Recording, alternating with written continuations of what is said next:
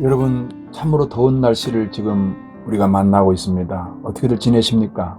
얼마나들 고생들 하십니까?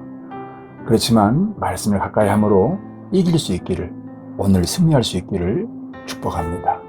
미국의 철학자이며 교수요 목사인 달라스 윌라드라는 사람이 있습니다. 이분이 하나님의 모략이라는 책에서 이런 얘기를 합니다. 현대 그리스도인들에게 가장 뚜렷하게 나타나는 일반적 현상은 예수 그리스도의 분명한 가르침에 대한 이해와 순종이 자신의 삶의 중요한 요소라는 확고한 의식이 없다는 점이다. 뿐만 아니라 그것이 삶의 본질이라는 생각은 아예 없다는 사실이다. 그런 순종은 불가능한 것으로 여기고 있을 뿐이다. 대부분의 그리스도인들은 기독교의 주요 기능을 단순히 천국으로 들어가게 해주는 길로 보고 있다. 그러나 안타깝게도 많은 그리스도인들이 오늘을 살기 위하여 예수를 믿어야 한다는 사실에 대해서는 너무나 잘 모른다. 여러분, 이렇게 얘기합니다. 맞습니다. 예수 믿고 천국 가는 거 맞습니다. 그러나 오늘의 신앙이 될 때 미래 천국은 여러분 것이 될 수가 있을 것입니다. 그렇기 때문에 오늘의 신앙을 살아야 됩니다. 오늘을 신앙으로 살아야 된다는 말씀인 것입니다. 어떻게 하면 그렇게 할 수 있을까요? 먼저 예수님께서 내 안에 사신다는 사실을 먼저 확신해야 됩니다.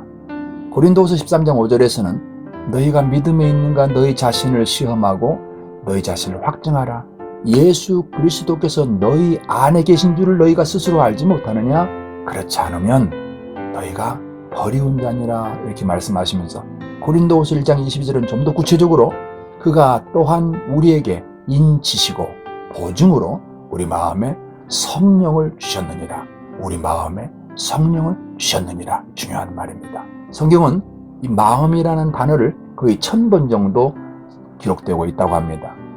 성경이 말하는 마음이라고 하는 것은 우리의 감정과 욕구가 거하는 영적 공간입니다.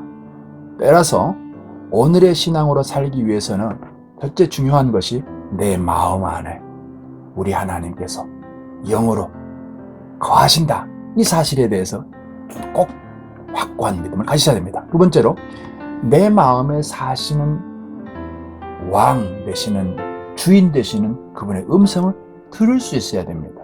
그래서 요한복음 10장 27절에서는 내 양은 내 음성을 듣고 나는 그들을 알며 그들은 나를 따르느니라. 이렇게 말씀하지 않습니까? 그러면 여기서부터 중요한 얘기죠. 어떻게 주님의 음성을 들을 수 있나요? 주님의 음성을 실제로 들을 수 있나요? 이런 궁금함 또는 이런 부분들이 우리 안에 지금 궁금한 것입니다. 그리고 대부분은 하나님의 음성은 특별한 사람만 듣는다고 그렇게 생각을 하는 거에 문제가 있습니다. 그래서 하나님의 음성을 우리 육신의 귀로 듣는다는 그런 생각을 하고 있기 때문에 그런 두려움이나 또는 그런 의문이 있는 것입니다. 그러면 어떻게 하면 우리 안에 계시는 하나님의 음성을 들을 수 있겠느냐? 요한복음 14장 26절은 이렇게 말합니다. 보혜사 곧 아버지께서 내 이름으로 보내실 성령 그가 너에게 모든 것을 가르치시고, 그 다음 줄이 중요합니다. 내가 너희에게 말한 모든 것을 생각나게 하리라 그러셨습니다. 바로 우리 하나님께서 말씀하시는 것은 생각나게 하는 과정을 통해서 우리에게 말씀하신다는 것입니다. 이것을 신학적인 용어로 말하면 성령의 조명하심이라고 말합니다. 예수님을 믿고 우리 영혼이 살았다는 증거는 예수가 내 안에 계시고 우리가 그 음성을 듣고서 이렇게 사는 것, 이것이 구원받은 새 생명 얻은 상태가 되는 것입니다. 그러면 주님의 음성을 우리가 생각을 통해 들을 수 있을 때 어떻게 하면 되느냐? 첫째는 설교를 통해서 말씀을 들을 때 생각을 통하여 말씀하십니다. 설교를 들을 때 생각이 떠올라요. 성령께서 가르쳐주는 생각이 떠오르는 것입니다. 두 번째로 기도할 때 우리가 하나님께 집중하고 기도할 때 바로 하나님께서 내 안에서 생각을 통해서 말씀하시는 거예요. 세 번째로 개인적으로 말씀을 읽을 때 성령 하나님이 내 안에서 생각을 통해 말씀하십니다. 이 세 가지 사이클을 잘 붙들어야 돼요. 그렇다면은 세 번째로 이제 그런 음성을 들었다면 한 가지 할 일이 있죠? 순종해야 합니다. 주님의 음성에 순종해야 된다는 말인 것입니다. 예수님을 내 안에 주인으로 모셨다는 사실은 다르게 설명을 하면 우리 안에 왕을 모셨다는 것입니다. 그래서 사도행전 5장 31절에서는 이스라엘에게 회개함과 죄 사함을 주시려고 그를 오른손으로 높이사 임금과 구주로 삼으셨느니라.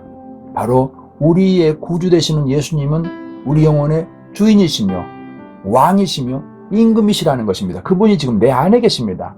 그러므로 내 안에 보호자를 딱 상상을 해보세요. 거기에 예수님께서 앉으셔서 나를 통치하고 내 인생을 지도하셔야 되는 것입니다. 그럼에도 불구하고 우리는 어떻게 살아요? 우리가 그 보호자에 앉아 있습니다. 그러니까 예수님을 내려가게 하시고 우리가 그 예수님이 앉아야 되는 보호자에 앉아가지고 우리 마음대로, 우리 계산대로, 우리 생각대로, 우리 욕심대로 우리가 살고 있지 않습니까? 이거를 여러분 세상적인 원리로 보게 되면은 왕의 자리를 찬탈한 놀랍고 무서운 일인 것입니다.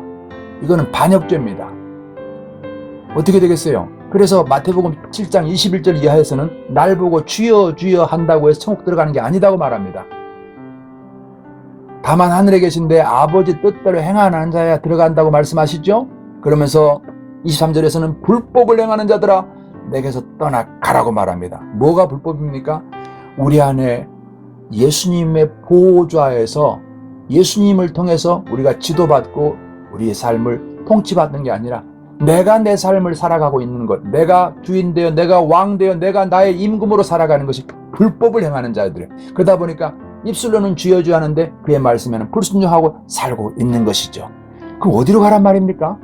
마태복음 25장 41절에서는 나를 떠나서 마귀와 그 사자들 위하여 예비된 영영한 불에 들어가라고 말합니다. 제가 간증 하나를 들려드리겠습니다. 바로 주님을 떠나서 마귀와 그 사자들을 예비한 곳에 지옥이라 그러죠. 거기 가는 것이 얼마나 무서운 일인지를 지금부터 간증을 통해서 들어보시겠습니다. 남편이 항암 치료를 받는 동안 병원에 있으면서 암으로 죽어가는 사람들을 본의 아니게 많이 보게 되었습니다. 지금은 호스피스 병동이라든지 이런 요양시설들이 많이 있어서 임종을 앞두게 되면 대부분 이제 그런 시설들로 옮기시잖아요. 근데 제가 있을 당시에는 병원에서 임종을 맞이할 수 있도록 해주셨습니다. 그래서 그냥 자연스럽게 암으로 죽어가는 사람들을 보게 되었습니다. 그리고 그때 당시 저는 불교 신자였습니다.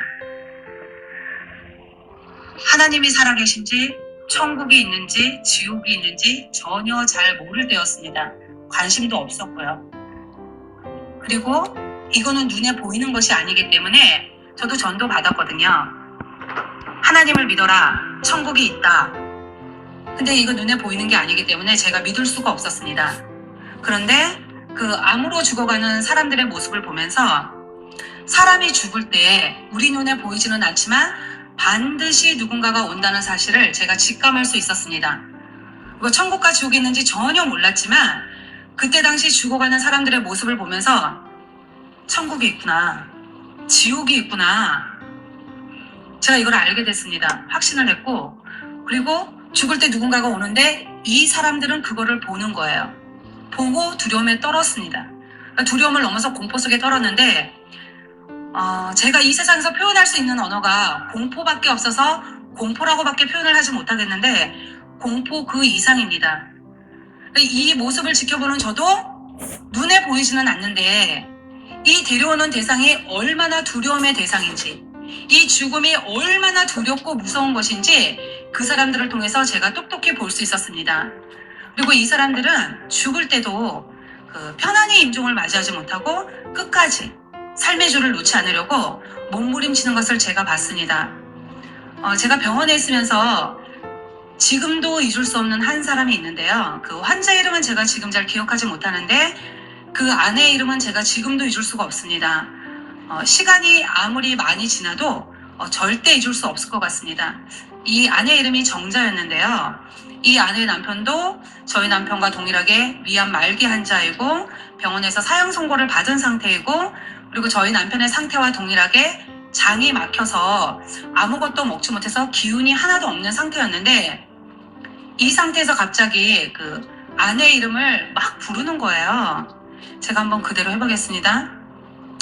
정자! 정자!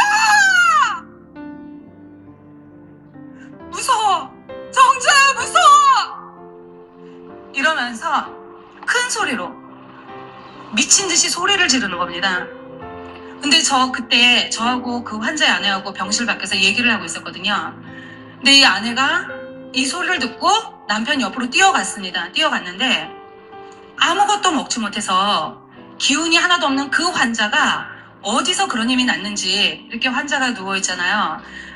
이렇게 아내가 옆으로 오니까 그냥 누운 상태에서 아내 목을 헤드락을 하는 거예요. 헤드락을 딱 끼면서 같이 가죠.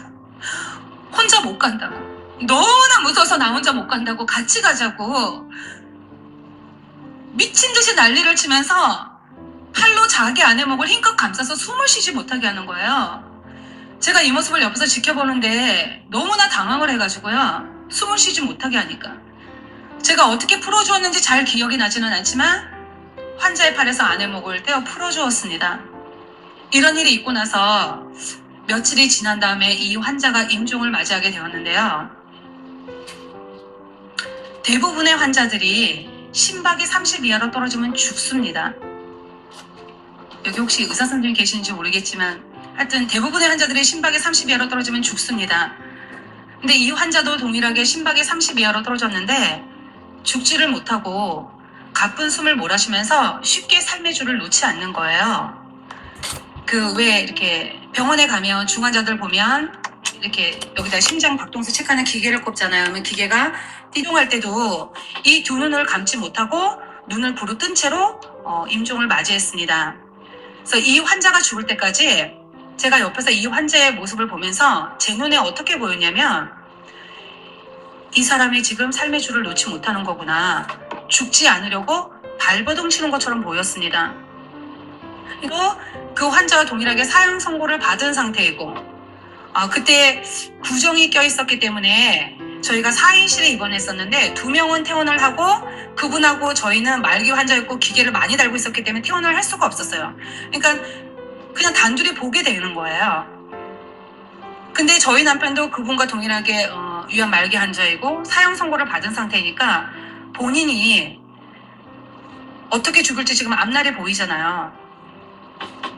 저렇게 죽는다고 생각을 하면 얼마나 끔찍하고 두렵겠어요. 그래서 제가 그 생각이 들어서 제 나름대로 남편이 그 죽어가는 모습을 보지 못하도록 커튼을 쳐주었고요. 그리고 이분이 가끔 소리를 지릅니다. 그냥 그 소리 한 번만 들으면요. 그냥 소름이 쫙 끼칩니다. 머리카락이 곤두습니다. 그래서 저희 남편이 그 숨소리와 그 소리를 듣지 못하도록 제가 남편의 귀를 막아주었습니다. 그런데 아무 소용이 없었어요. 이미 저하고 남편에게는 이 죽음의 공포가 그대로 임해버렸습니다.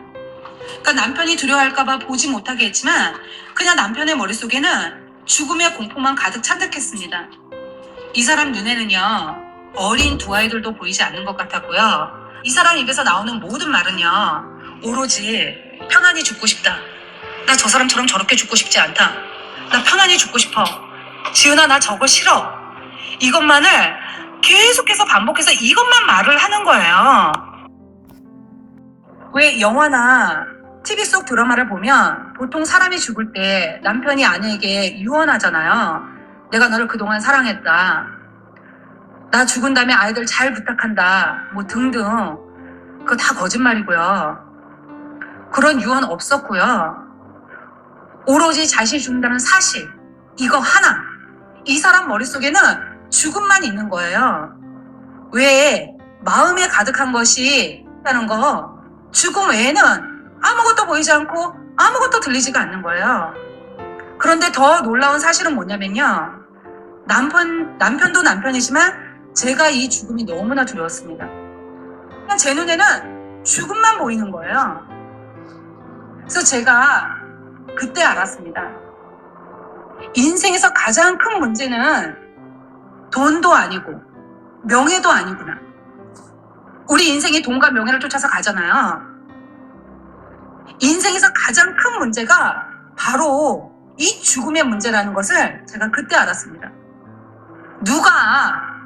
이 세상에 그 어느 누가 이 죽음에서 벗어날 수 있을까?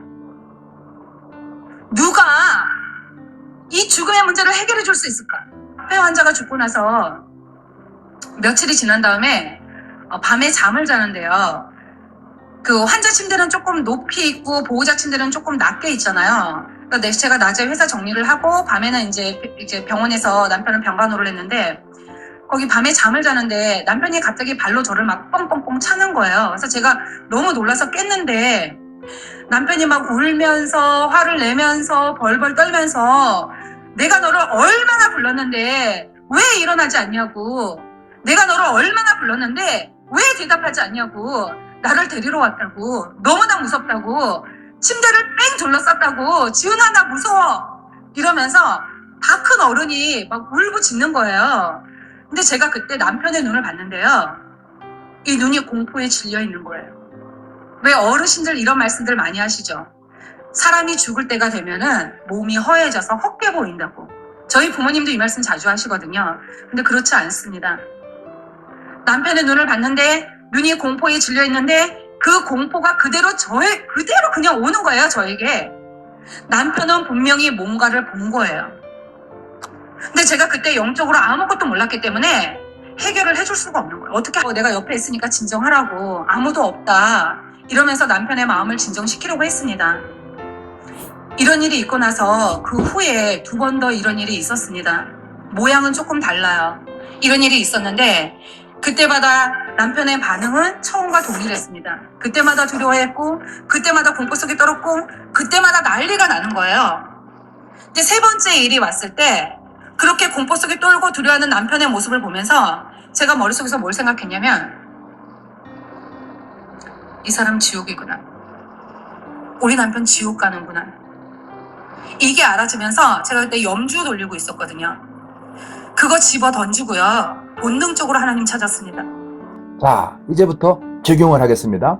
마태복음 7장 21절 이하에 아까 말씀하신 대로 주여 주여 하는 것이 천국 가는 조건이 아니에요. 주여 주여 하면서도 내 마음의 보좌에, 왕좌에 내가 앉아서 내 마음대로, 내 계산대로, 내 방법대로 내가 원하는 대로 사는 것은 불법을 행하는 사람들입니다. 그럼 어디로 가야 돼요? 마귀와 그 사자들을 위해서 예비된 영영한 불로 들어가라고. 이렇게 하면 거기가 어디라고요? 간증을 통해 들었죠? 지옥인 것입니다. 자, 이제 우리가 오늘 이 하루를 살면서 지금부터 마음 튼튼히 마음에 내가 무슨 음성을 듣고 있는지를 집중해야 됩니다. 주님이 나한테 뭘 말씀하시는지를 듣고 그 말씀을 따라 순종해야 돼요. 그때 가장 중요한 게 뭔 줄 아세요? 글로 옮겨 쓰는 것입니다. 여러분, 소만TV 나눔을 옮겨 쓰는 것입니다. 그렇게 될 때 주님의 음성이 선명해지고 그 음성에 내가 순종했는지 안 했는지가 분명해질 때, 이때 나를 고칠 수가 있잖아요. 이렇게 자기를 점검하고 살아가는 것이 하루, 일주일, 한 달, 이렇게 1년 쌓이면서 나는 어느새 주님의 음성을 따라 순종하고 살아가는 하나님의 자녀가 되어 있다는 것을 여러분 보게 될 것입니다. 어때요? 이번 한 주 우리 다시 도전합시다. 이제부터는 귀를 기울여 봅시다. 주님의 음성에 순종해야 돼요. 승리할 수 있기를 예수님의 이름으로 축복합니다. 감사합니다. 주님 내 길 아시